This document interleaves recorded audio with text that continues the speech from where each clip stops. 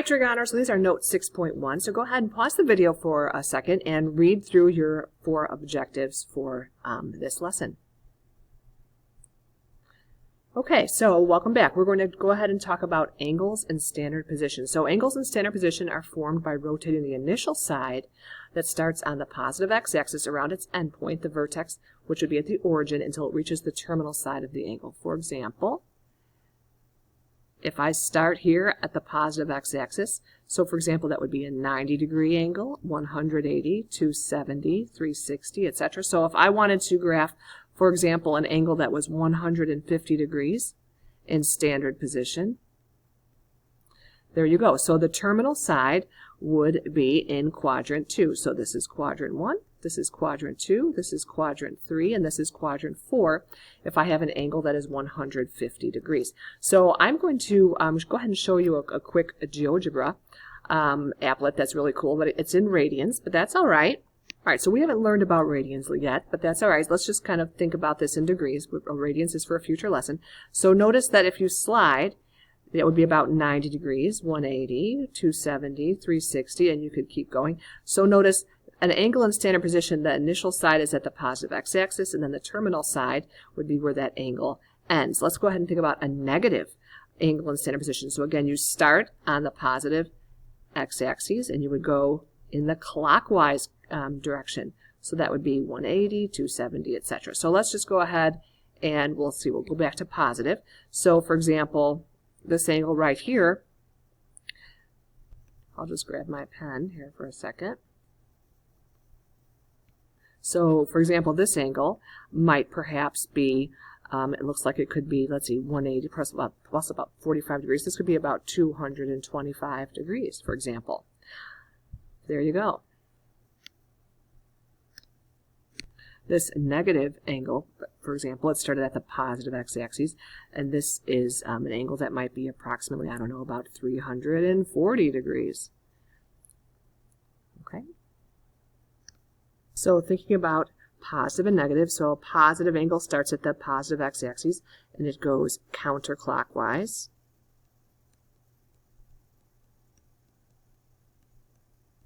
A negative angle would start at the positive x-axis and go clockwise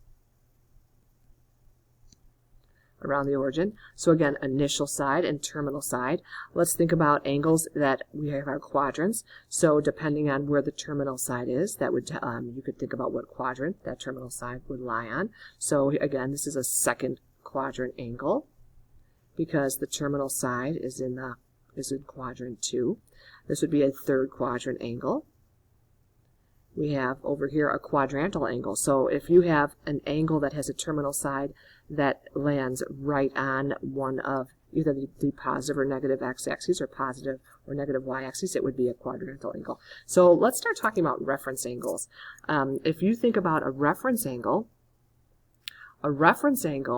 of some angle theta is the acute angle formed by the terminal side and the horizontal axis. So reference angles are acute, so that means that reference angles would be between 0 and 90. Here's another little applet from GeoGebra.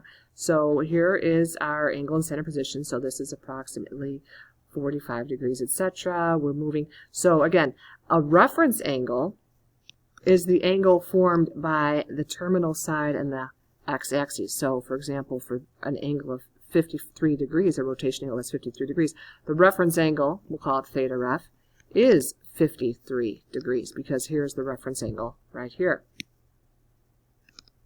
Let's think about an angle in standard position that has its terminal side in quadrant 2. For example, an angle that is 136 degrees, its reference angle is 44 degrees. So here's your reference angle. The angle that is formed by the terminal side and the x-axis. So in quadrant 2, you would have to do 180 minus 136 to find 44 degrees. Let's think about an angle that is has a terminal side in quadrant 4, like for example 227 degrees, or we'll even move it right about here.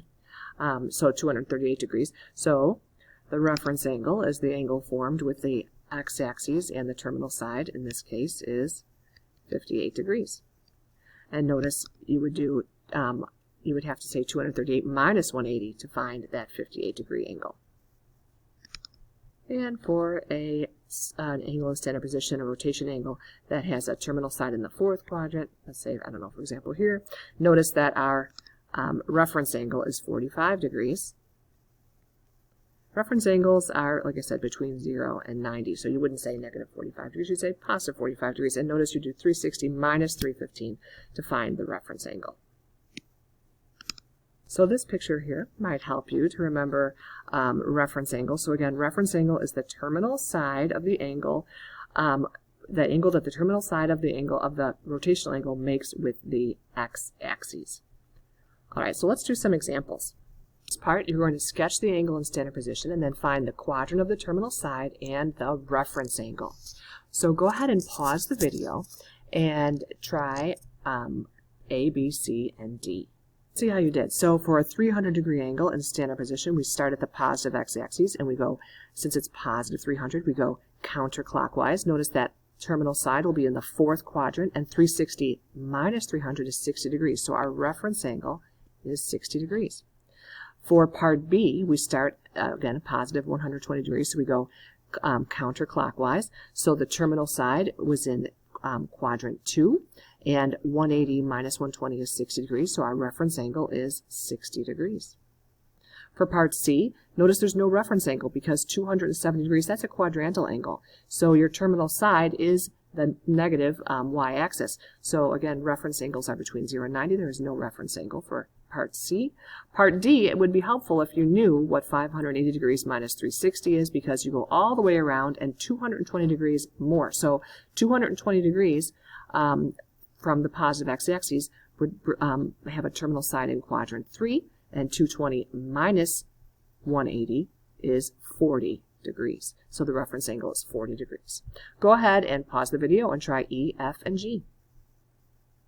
Okay, E is a negative angle, so you would go in the clockwise direction from the positive x-axis, and the terminal side would be in quadrant 2, and the reference angle is 20 degrees past 180, so 200 minus 180 is 20, so notice the reference angle is 20, and again, reference angles are positive, so that is a positive 20-degree reference angle. For F, negative 45, so we start at the positive x-axis and we go clockwise. So the reference angle is positive 45 degrees and the angle, the rotation angle, is negative 45 degrees. So for 720, notice that you go in the negative direction, so clockwise, so around the circle twice. There's no reference angle because it is a quadrantal angle. It lands on the positive x-axis. Okay, so the next thing we're going to talk about, we're going to talk about coterminal angles. Coterminal angles are angles in standard position that have a common terminal side. So they have the same initial and terminal side. So I'm going to go ahead and show you an applet. All right, let's say, for example, we have this angle, and I don't know, just making this up, let's say it's 40 degrees. Okay, so now we're going to start at the x-axis, and we're going to go past the 40. We're going to go all the way around and come back to the 40. So notice that this blue angle is 360 degrees plus 40. So 400 degrees and 40 degrees are coterminal angles. They have the same initial and terminal side. Now, if you wanted to, you could keep going. Go, oops, sorry. You could go, oh, the applet's not letting me do it. Hold on. Okay, well, there you go. And you can go all the way around again and add 360 again. Okay, let's say you have an angle with a terminal side in quadrant 2. Let's say, I don't know, let's say, for example, maybe that angle could possibly be 120 degrees. So what we're going to do now is we're going to find another angle that started at the positive x-axis, and notice, here we go. Oops. It's very particular there. Okay, so we have 120 degrees. So notice we went all the way around. So we did 120 degrees plus 360 degrees. So a 480 degree angle and a 120 degree angle are coterminal. They have the same start and stop initial and terminal sides. All right, let's take a look at an angle that has a terminal side in quadrant 3. So this could be perhaps 200 degrees, perhaps. Okay, so now what we're going to do is we're going to take a look at maybe an angle that's negative, that's coterminal. So notice that that particular angle, the red angle, would be coterminal. 360 minus 200 is 160. So a negative 160 degree angle would have the same start and initial and terminal side as a 200 degree angle. You could keep going. Notice that that's negative 160. Oh, very temperamental again. That larger red angle, that would be negative 160 minus 360. So negative 160 minus 360 is negative 520. So a negative 520 degree angle and a negative 160 angle and a 200 degree, they all have the same initial and terminal sides. Let's try an example. So for this first example, you would say find all angles that satisfy the given conditions. So you have an angle that is 80 degrees, and you want to find all the coterminal angles between 360 and 1080. So you could add 360, you could go all the way around, 360 degrees plus 80. So a 440 degree angle is coterminal. You could add 360, so keep going around and come back, which is 800 degrees. Now if you add 360 to that, that's larger than 180, so we will stop with those two angles. Go ahead and try B and C. Pause the video and give it a try. So for part B, notice we sketched an angle 120 degrees, and this is where I think reference angles can really help your eyes a little bit. Notice that for this one, the reference angle was 60 degrees. So now if I wanted to find a negative angle, I would say 180 plus 60, which is negative 240. So I think that really helped to find the reference angle. So 120 and negative 240 are coterminal. Now I'm looking for a coterminal angle in this particular interval from 0 degrees to 360. So again, the angle is negative 45, so I go clockwise. The reference angle is positive 45. So if I'm looking for a positive angle, then I would go 315 degrees. Okay, so this last question might be kind of tricky. It says find all angles theta coterminal with an angle of 90 degrees. So notice you could say, 90 plus 360, and you could just keep adding 360. So you would say 90 plus 360 k, where k is an integer. So again, you're adding 360 one time, where k is 1, where k is 2, you're adding it 2 times, etc.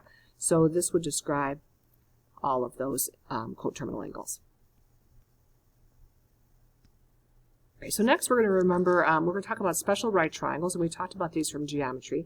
I just thought this little applet might help. So notice as I slide this, you could see that the side opposite the 90 degree angle is actually twice the length of the side opposite the 30 degree angle.